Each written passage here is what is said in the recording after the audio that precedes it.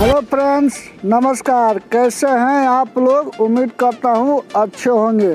तो फ्रेंड्स, आज हम आपके लिए लेकर आया हूँ खेसारी लाल यादव जी के बारे में। जी हाँ friends, trending star Khesari Lal Yadav ji का आज बहुत बेहतरीन एकदम हाई लेवल का सॉन्ग, बहुत ज़बरदस्त वीडियो सॉन्ग रिलीज हो रहा है। सारेगामा हम भोजपुरी पर बहुत बेहतरीन सॉन्ग है। जिस सॉन्ग का नाम है दो घूंट। जी हाँ फ्रेंड्स, दो घूंट भोजपुरी रिमिक्स वीडियो सॉन्ग है, हिंदी सॉन्ग है। बहुत ज़बरदस्त सॉन्ग होने वाला है, बहुत हाई लेवल का सॉन्ग है। तो अगर आप लोग नहीं देखे हैं तो एक बार इस गाना को ज़रूर सुनिए। सारेगामा हम भोजपुरी पर रिलीज हुआ है, बहुत बेहतरीन सॉन्ग है।